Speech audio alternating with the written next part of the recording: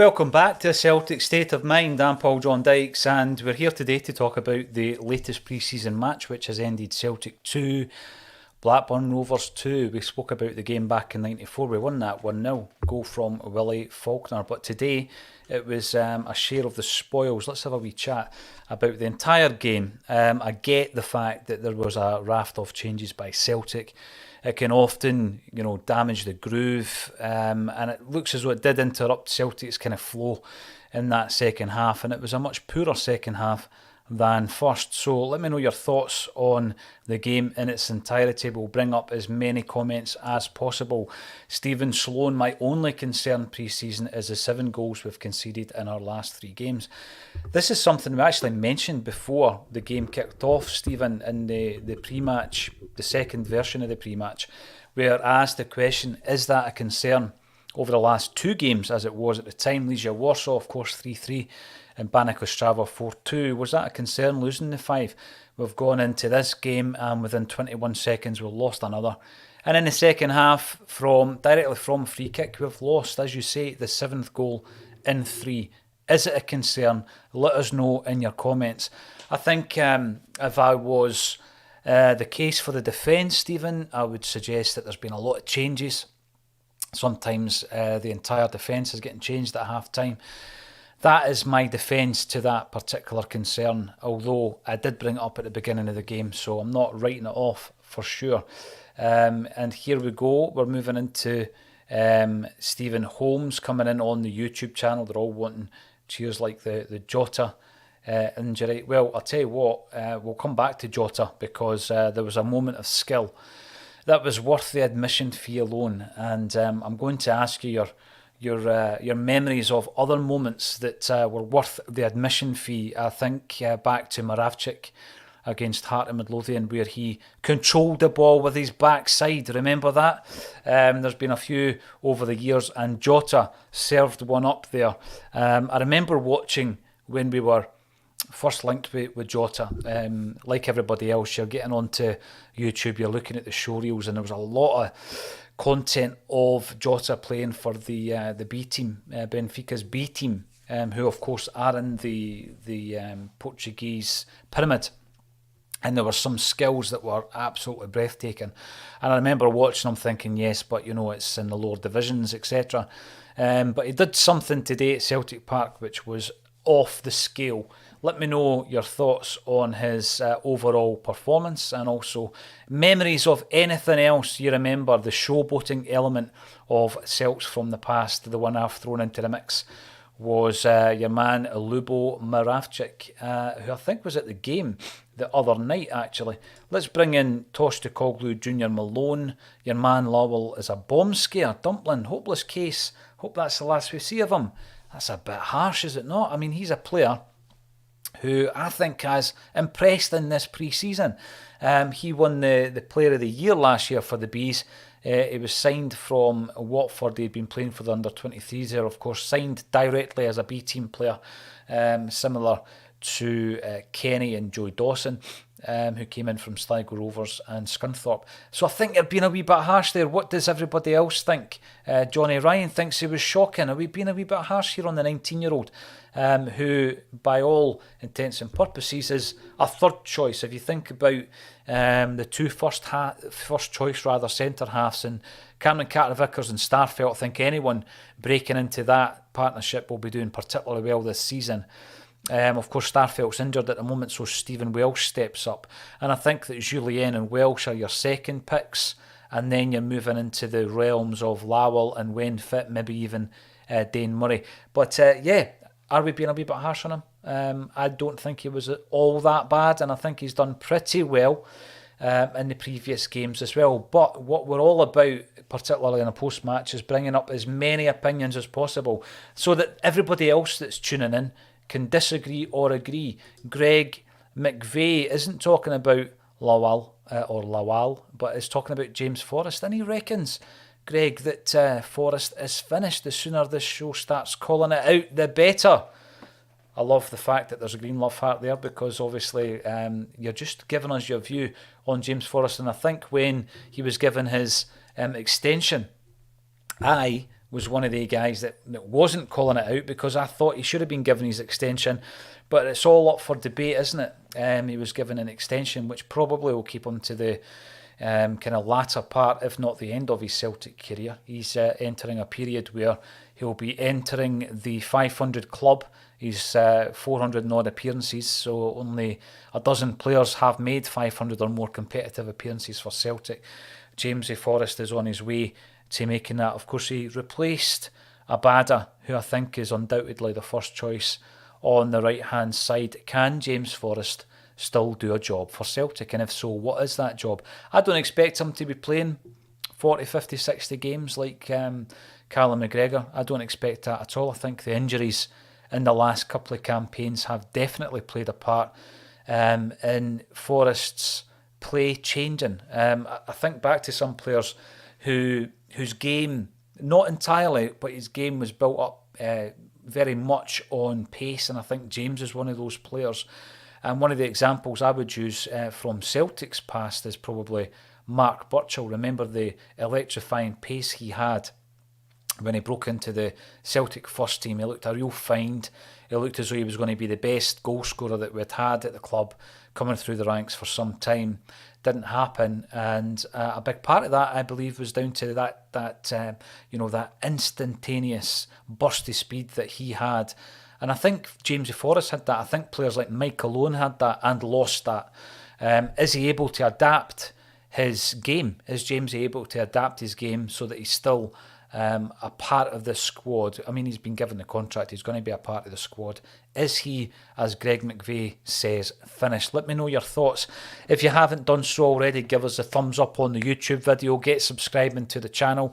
We will be going out, as we have done over the last 2 years, every match day before half-time and post-match, even if it means I can't go to the game. I know people criticise you for that, but the reason I'm not at the game is because I'm doing this on the channel. So make sure you subscribe to the YouTube channel. We have a lot going on. We've got a big announcement coming up. We're not going to be able to make it yet. There's a few details to be clarified, but it is all involved in the charity weekender. Now, over the last 2 years, we've done a charity weekender on Acsom, but over the last 3 years, we've been raising cash, and we're right up there at the 80 grand mark over the 3 years. We've got a big charity fundraiser in Leith in August, which I'll tell you a wee bit about later on, involving the brilliant Glas Vegas, whose frontman James obviously is a Celtic fan.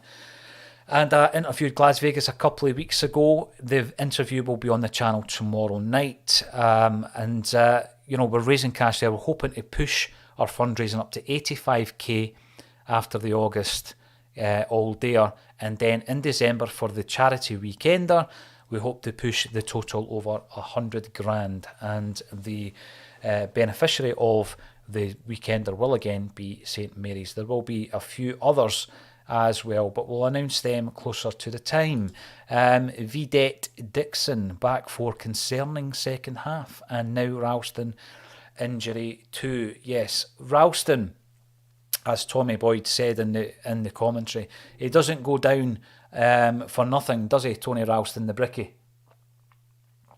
A big part of his game is his physicality, and I think you saw that when he was getting stuck into the challenges Blackburn had in the first half, gone in a wee bit hard, I think, and Ralston was certainly letting them know that they were in a game when Tony Ralston was on the park. Tony Cassidy delighted not to have attended today.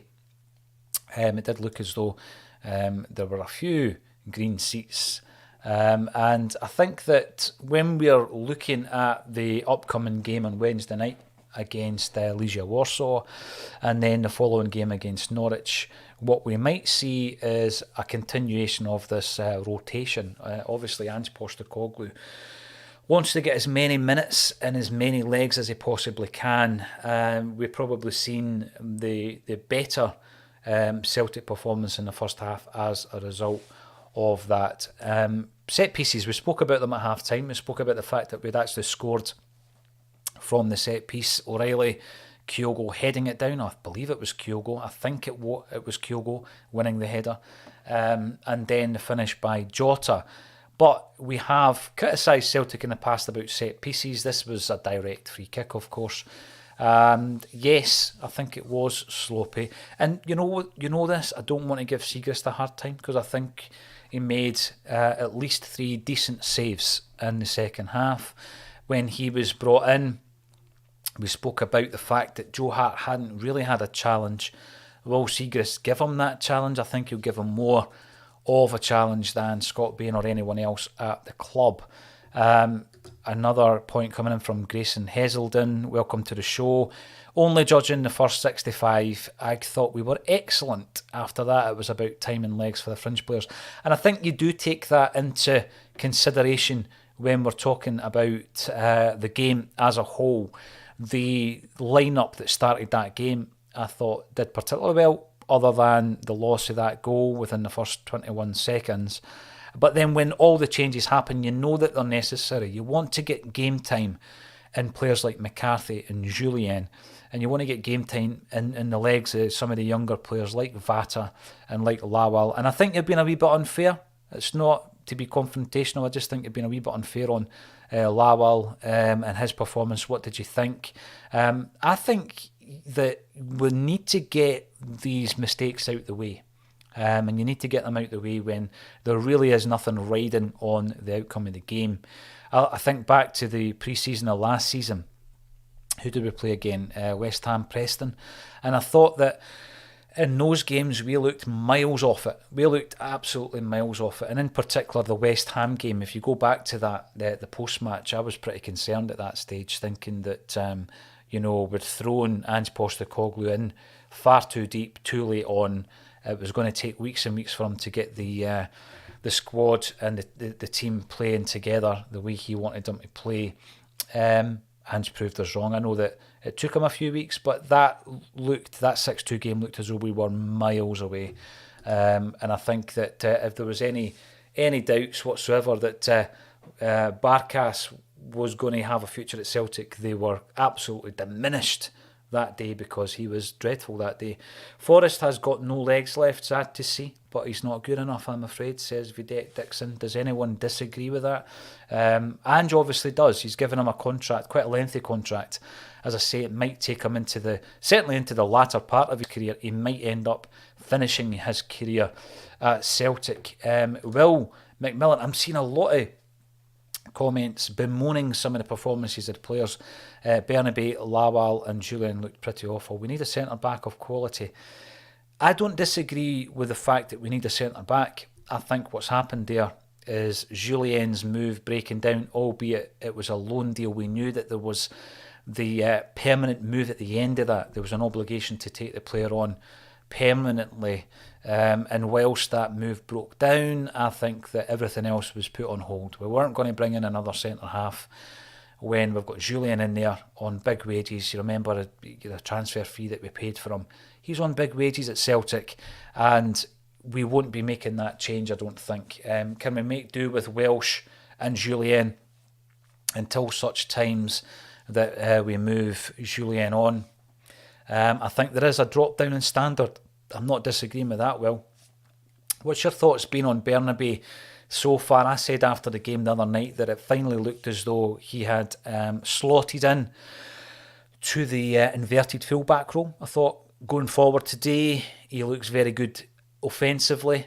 But I think some of the concerns that were made about him coming in were that in terms of his physicality, he was very similar in stature to Greg Taylor. And some of the concerns that Acsom viewers had about Taylor was that, and in particular in Europe, was that he didn't have that physical presence. He was knocked off the ball too easily. Do you have the same concerns about Bernabei as a defender? I think offensively he looks very clever on the ball. I think, again, there's been a couple of occasions this pre-season where he almost got on the score sheet. He looks very handy going forward. It's the defensive part of the game at the moment that I'm thinking he needs to prove he has got the quality defensively. I'm not concerned. I've got to say I'm not concerned about Lawal. Am I giving him too much of a free ride here? Possibly, because he's 19 and I think that we've got to give players time. But again, Julian, I'm not convinced. I think that he checked out. And once you've checked out, And what I mean by that is he had almost accepted that he was away. He was posting pictures on social media. Love it or loathe it, it's a part of modern football that players will do that. And he did that on a flight, on his way out, it would appear, but the move broke down. Had he checked out, how difficult is it for a player when they've checked out to get back into the fold? Are they able to? Have we seen a situation in the past where that's happened? Because I don't even think you can use Ralston as an example, because one thing about Tony Ralston, he never ever checked out. And, he was always waiting in the wings for his chance. The chance came and he has absolutely embraced it. Can Julien get back into this groove of being a player that can contribute to Angie's team? Now, Les Watts comes in. As I say, I want to bring in as many of your comments as possible. I understand wanting to see him play the squad, but what's the point if it's disjointed? Maybe play different teams for whole games. Yeah, I totally get that, Les. And in particular when you're playing at home. And we've made a big deal, I think, during the week about the homecoming. We're coming back to Celtic Park. It's the first game back at the stadium. And you want to see, the fluidity of the team. You want to see it clicking into place. Will we see more of that on Wednesday night? I've got to say, I think the first couple of games you probably expect even the starting 11 to change at half time. You kind of expect that. And on one occasion, the only player that played a full 90 was Osaze Urhoghide. Probably because Ralston and Juranovic weren't fit. He was our only option at right back. So, yeah, I think in the early games, but now we're 4 games in, I'm asking the question, will we see less of that, Les, maybe on Wednesday night for the Legia Warsaw game? What's the situation actually with the ticketing debate? There seemed to have been a breakdown between the fans and the pricing, obviously, between the normal price of a ticket to go and watch Legia Warsaw and the ticket price for the Arthur Boric game. We're talking about individual acts of brilliance, and let's come back to a wee bit of positivity. We've seen something by Jota on the 53rd minute, and it's in the notes here with the asterisks. It was fantastic to watch, and I've asked the question, what other occasions have you seen a piece of skill where you think that was worth the attendance fee alone? That was worth the ticket price, because today when you see Jota doing that, you think to yourself, we have got a real entertainer on our hands, haven't we? Stevie J, what am I thinking about? Stevie J. Anyway, Stevie G was always a Celtic fan. Read Mandy Lynch book for proof of that. The goalie as sweeper experiment, minimal benefit, high risk. What do you think of that? Because I think it happens on a regular basis and it goes under the radar because it's part of the movement across the back four, and then Joe Hart comes into it, and in the second half Siegrist comes into it, and the goalkeeper finds himself in the centre circle, and it's unspectacular. You don't see the defence splitting pass coming from the goalie, or rarely from the centre halves. So I get what you mean, Steve. Sometimes it can go under the radar, but I think it's all about the press. It's all about ensuring that you've got the opposition team. And today Blackburn were pressed into their own half, and I think that's what it's all about. You don't want them to be sitting, in the final third. Even though I think in the first half they tried their best to press, and it was quite clear from me, John Dal Thomason, who I think many Celtic fans like, for obvious reasons. I think he had sent his players out to get in front of Joe Hart to stop him from getting the play underway quickly. You just need to look back not all that long ago, where a goalkeeper had the ball, took his time, and then hoofed it up the park. It allowed the opposition to regroup, and for years and years, no one really analysed the benefits or lack of doing that. Celtic now playing a certain way where it's all about Joe Hart or Siegrist getting the ball back into play ASAP. You see it with goal kicks, for example, where the ball boys have been drilled, get the ball back to the goalie, get the ball playing. You very rarely see Joe Hart pinging a by kick up the park. It's normally still within the area, still within the box. He plays it to a centre half. And you saw the Blackburn players on 2 occasions at least Actually standing in front of Joe Hart, and they should have been booked. One of them, in fact, was Siegrist. Should have been booked. I think only one of them got the booking. So please get involved in the comments field. I will be throwing out some suggestions, some questions. Alan Robertson was frustrated by the last 20 minutes, and John Bosas, in fact, thinks the whole second half was poor as well. So let me know your thoughts. We've got Will McMillan coming back in. Bernabei looks like he doesn't understand the system at present. Now, I was saying that I thought he played pretty well in the inverted full-back role. What my concern is at the moment, if there is a concern, and I'm not throwing it out there because, I mean, he's new to the game, he's new to the party, he's new to Angie's style of play and intensity of play. Does he understand the system? How long did it take for our fullbacks to understand the system? Did Greg Taylor understand it straight away, or did he have a better second half of the season? I think Tony Ralston probably clicked in there pretty quickly when he came to get the first team run that he's enjoying. Juranovic, let's think about Juranovic's early performances and some of the criticisms in his final ball, for example, or where he was finding himself in the final third out of position. Took him a wee while, didn't it, to understand the system. And it may well be that Bernabei is just going through that transition where he's trying to understand the system. Michael McDonald, did Lubo score from a corner against St Johnstone, or did I dream that? Well, I'll tell you what, he certainly was capable, Michael, and there's enough statos in the comments section who will tell us whether or not he did. And I think that when we think about some of the great moments of the past, Patsy Gallagher grabbing the ball between the heels of his football boots and doing a front flip or something over the goalie. I'm pretty sure they were playing Falkirk at the time. Charlie Tully scoring directly from a corner, getting told to retake it and doing it again. These magical moments, and I think Moravcik, I've already mentioned, trapping the ball with his backside. Today, Jota. I think last season there was a moment against Dundee United where there was a ball that Jota had no right to keep in the park, but he managed to keep it in mid-flight. He brings the ball down and he just stops, and the crowd started applauding. It was a great moment, and I want to actually labour that point because there's a lot of comments coming in about some of the poorer performances and indeed the team performance in the second half. But David Canavan comes in. It was a good workout, and I think that Angie's post-match will be talking about the workout. It will be talking about the fact that we're in a process here that let's compare where we were a year ago and some of the performances we had in the pre-season games. Yeah, Blackburn are a championship side in England, but I think that, we weren't at full strength. We didn't keep our strongest team on the park, and we did seem to have a disjointed look about us due to the amount of changes that we had in the second half. Thomas Lynch, it was a good workout for the boys, and I think that Ange is going to be looking at it from that perspective as well. Let's have a look to see what Vidette Dixon, you've been pretty prolific in the comments. Get Julian away as soon as possible. Lowell is needing a loan away. Listen, I don't disagree with that, but I think what will happen is we'll wait.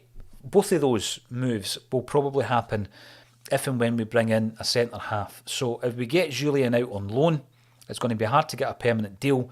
As the last broken down deal proved, you're probably going to have to get him out on loan. You can extend that deal. I think it's already extended with Julien so that we can make the move permanent at the end of the loan deal. A try before you buy. It's going to be the same with the likes of Barkas, of course, Sorrow. These guys have been out of form or out of the team entirely. A Jetty's another one. For someone to come in and spend money, that's why I was a bit surprised actually that the Bolingoli deal happened and it was permanent. I've not had a chance to talk about Bolingoli, but you've got to look at the recruitment of Celtic's recruitment team, and you've got to look at the performance not only of those coming in, but the work that's been done behind the scenes in moving players on. So you look at the players that we've got in question. So Bolingoli, Barkas, Sorrow, Ajeti. And you ask yourself, how difficult is it going to be to get a suitor in, to get them to make a permanent move for these players? Is Julien part of that? that group? Probably, when you think about the lack of game time that he's had in a competitive stage. You know, you've had an appearance against Wraith Rovers in the Cup. That's it. Plus a few of these games here in pre-season. To get Julian away ASAP, I think you're looking at a loan deal. I think if that happens, we will have someone lined up to come in at centre half, and then we'll run with that new signing plus Stephen Welsh as our second in command, if you like. Lowell, yeah, absolutely needs a loan away. Is the fifth tier of Scottish football going to improve that player? I don't think it will. Get him a loan deal away, similar to the loan deals that we've seen materialise for Montgomery, for example, who is playing in at the same level that we expect him to come back and play at. So I think that a good, and Scales being the other example at Aberdeen, I'm a great advocate for getting players like that and Lowell to a club who are playing at the same level as us. So last season, at the beginning, 2 seasons ago now, Held, he went to Ross County, he performed very well. He got a lot of interest. Unfortunately, we lost the player. Get these guys out to the same level, and then once they're coming back, the transition is going to be a lot easier as well. And I think Lowell should get a loan deal away. On your point, Bernabei is still needing to get up to scratch. Yeah, I think we will all agree with that. He needs game time under his belt, 100%. Jungle Lion, I watched the game on Celtic TV, but you're telling us at Premier Sport, knocking off the Green Brigade section volume. I've got to say, I've not been impressed with Premier Sport last season with their coverage. Celtic TV, I love Tam Boyd to bits. I was at his testimonial. I think he's brilliant. He's actually written the foreword to my latest book, has Tom Boyd, but his commentary, obviously, he's at the wind-up 99% of the time. But I would much rather listen to Tom Boyd than watch Premier Sport. That's for sure as well. So get your points in. Yeah, we're almost a half hour into the post-match, and I think that some of the predictions that we had earlier on were things like we're going to win this game 4-0, etc. It didn't quite happen, did it? But what we're going to do is we're going to show you a couple of things that we've got coming up on the channel. A Celtic State of Mind is hosted by A State of Mind. We have a studio in Dalkeith, and we stream all our bulletins and all our live games from the Dalkeith studio. We have tried other options, but there's some red tape when it comes to broadcasting from a radius of Celtic Park, which I wasn't aware of, and it's all to do with broadcasting deals, so we're not able to do that. Anybody who is doing it, I don't know if they're going to fall foul or indeed they care, but we're trying to keep on the right side of Celtic, of course, so we're not broadcasting from that radius of the park. We have looked at other options, but we simply can't do that at the moment, hence the reason why I'm in the studio. But let's have a look at some of the other things that we've got coming up. And it was very sad, as a massive Happy Mondays fan, I was very sad to learn of the untimely passing of Paul Ryder.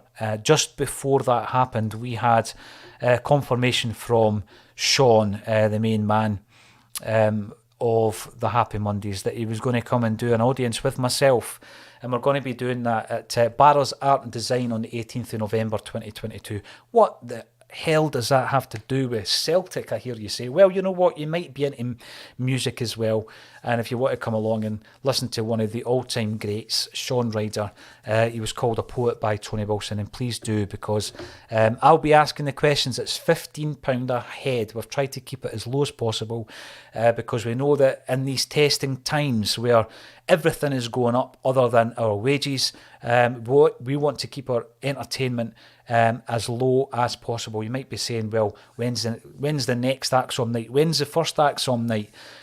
Watch this space. We have lots of plans, not all music related. Obviously, we will also have some Celtic nights as well. Let's have a look at two of the other events that we have coming up as well. I mentioned earlier on that Las Vegas are on the channel on Sunday night. As you know, the front man James Allen at the front there, he is a big Celtic fan. He is an ex-footballer. He has played on the park at Celtic Park, and we've got Las Vegas playing an acoustic set. That's in Leith. Again, 15 quid a ticket. All the links are on our social media. There are very few tickets left for this one. double digits, maybe single digits tickets left. So if you want to come along and watch Las Vegas in a very good venue, stripped down and acoustic, then please come along and support what it is we're doing. We are trying to support up and coming bands as well. So the final one I'm going to plug this afternoon is something where Acsom will be there, as will merchandise from a lot of Celtic fans who have sent us things like books and t-shirts and prints.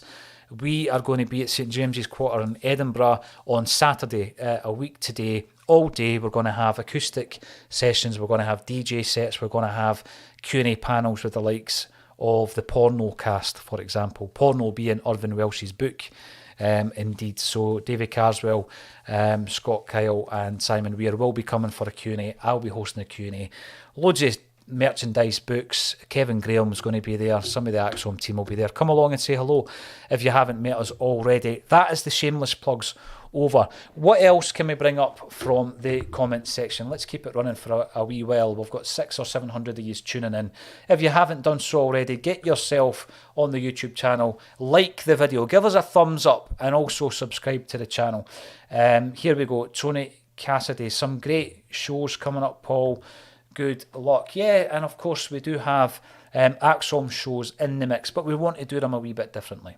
Coming up to the lockdown, I did a lot of live events for a number of promoters. So if Acsom are going to do it, we'll be doing it a wee bit differently, rather than what we have seen and heard before. So keep yourself tuned into our social media channels, because everything we do will definitely be on the channels. And Liam Devine, I'm going to leave the last word from Liam. Calm down, have some composure and find your teammate. When the players do that, they build the ball with not a problem. Joe Hart is an obvious issue, but Cameron Carter-Vickers and Starfelt have supported them very well. I think when we talk about the partnership, it is that trio, isn't it? It's the triangle at the back of Joe Hart and the two in front of him. And I think they do work particularly well. And I think that the system works really well. Also, there are some occasions where, and I've christened them heart and mouth moments, and I was writing them down, and there was usually at least one every single game where, Joe Hart found himself in a position of the park where we didn't want to see him. We've obviously seen against, the other night when we played our old foes, Rapid Vienna, us selling the jerseys, and thank goodness it was a friendly game, because we would have been livid had that happened in the Champions League or in any of the league games or any of the competitive games. So yeah, it's something that I think it's there. If you're going to be playing this particular style, it's a high risk style, and that risk is always going to be there. But I think more often than not, you get the benefits of playing high up the park, pinning the opposition into their own half, and I think that's the whole idea behind it. How will Siegrist adapt to that? Because obviously Siegrist came to our attention because he was such a great shot stopper, but that's because Dundee United were under pressure a lot of the time, and in particular in the games against us. He's a great shot stopper. Can he adapt his style, play with the ball at his feet, push up to the centre circle like we've seen him doing? I think so. I've got to thank everybody for getting involved. Come on, they're not depressing, Las Vegas. They're not depressing. I love Las Vegas. I'm a big fan. James Allen talks about Celtic a wee bit tomorrow night, so get involved, Ridiculizer. Are Radiohead even depressive? I don't know. I mean, at the end of the day, you listen to different types of bands for the different moods. I mean, would I be putting Radiohead on if I had my mates around and we were kind of a party atmosphere? Of course I wouldn't. But there are moments where I love listening to Radiohead, particularly the first 3 albums. But we love a bit of the musical chat, but I know that's not everybody's bag. Here we go. Robert Ingram. Benji will have to be first choice within 6 months. Do you think that's the case, Robert? That's a bold statement after the way that Joe Hart's turned his career around, how important he was, not only to his performances, but I think also to the wider squad. But let's be honest here, that's why Benji was brought in, wasn't it? To push Hart, hopefully to another level. One thing I would say, that it wasn't part of the launches, but I'm loving the goalie tops as well. Magnet67, I'm your social worker. I'll tell you what, strange, very quick story. Geraldine used to sell the t-shirts for Las Vegas, and I remember the first time I went to see them in Dunfermline, it was Geraldine that was selling the merch. So there you go. A good friend of James's sister, Denise, and she was the social worker that he wrote that song about. Maybe this is key to the performance we've just seen from Celtic that we're talking about Las Vegas and music. You know that I love a wee bit of digression when I'm talking. But there we go. Yeah, we're 4 games in. We've had 2 draws and 2 wins. The 2 draws, am I safe to say that we probably should have won both games? I think we should have. I think we should have won both games. I'm going to bring this up without any explanation. Lubo Maestro wrote for luck. Brilliant. R.I.P. Paul Ryder. Yeah, absolutely. Sean's wee brother passed away just the other day there and yesterday. So it was a shock to everybody involved. And it'll be great to catch up with Sean in November when he comes to Glasgow. I'll be on the stage with him. I'll be asking the questions. It's something I love doing. I love interviewing. And it's something you'll see a lot more of on the channel, both with Celtic, ex-Celts, those with a Celtic state of mind, and people who have got nothing to do with Celtic as well. Mappy, I love that comment. I'm not going to bring it up in case everybody thinks I'm stroking my own ego, but thank you very much for the positivity. I've got to say that we do get loads of positivity. Sometimes we focus too much on negativity and the comments that come in. Social media can be a very difficult place to live sometimes. That's why I don't live on there. I live in the real world and I tap into social media. But let's keep the positivity up because we're in a great place as Celtic supporters. Acsom provides a brilliant community, a brilliant platform for people to come together. And I know that a lot of the, if not all of them on match day, can't get to the games. You're from all over the world. Get involved. Let's continue with this community. It's been brilliant to present today. And over the last 5 years on A Celtic State of Mind, we all share the same view and goals. We want what's best for Celtic. And that's when, even when it's a friendly game, we can find fault in some of the performances. But I'm not writing off Jamesy Forrest yet. And I'm not going to write off Lawal either. Here we go. Joe Porter. I seen this coming up recently. Isn't Jason Denayer available on a free? I love Jason Denayer. There was an episode where Colin and I ran through our team of the decade. We spoke about and by the way, what a team you could put together because, you know, you're talking Fraser Foster and Kieran Tierney. And the centre halves for me were Jason Denayer and Virgil van Dijk. And I know he was only at Celtic for a year. And it was under Ronnie Deila. And we won the league, etc. I'm not criticising Ronnie Deila, but it wasn't the best team. But I thought Jason Denayer was excellent. And I wanted us to keep him at that time. I then thought that he made the wrong move when he ended up at Sunderland. But obviously, his career has got back on track. He's performed particularly well at a high level, both internationally and domestically for Lyon. Yes, he is available, but I don't think he would come, Joe. I really don't. I think the ship has sailed. He's one of the guys that's definitely used Celtic as a platform, and he's went on to, maybe in his mind, bigger and better things. Not in my mind, but he might be looking at a move to England because he started off, of course, with Man City, didn't break through. And his experience in England wasn't a great one with Sunderland. So is he looking there? Would I take him? In a heartbeat, I would take him back. And I think that that's the kind of level of player that I would love to come in. Because what you're then doing is you're doing what Siegrist is doing to Hart, and you're doing it to Carter Vickers, and you're doing it to Starfelt, and you're giving them some real... Were they really challenged last season by any of the players? I don't think they were. And I think that... when you do bring in the player, it brings everybody else up a level. So I'd love to see it happen, Joe. Is it possible? Let's wait and see. That ran over a wee bit, but that's to make up for the fact that I messed up the technical side of the pre-match. So I'm going to keep this going until you guys are too bored. Jason isn't for me, says Jamie Young. Is he actually still available? Is he a free agent? Because I think he's an excellent player. And I don't think we've seen enough of him because... You know, he was only there for a season. I heard a few arguments saying that Van Dijk would have made him look better. Listen, I know how good Van Dijk was, but I think in his own right, Jason Denayer was excellent. Paul doesn't agree. He reckons it would be a step back, can command more money elsewhere. But if he wanted it, I'd love to see him and Carter Vickers as a partnership. And again, he would need to break into the side, wouldn't he? Because we've got the best defensive partnership in Scottish football right now.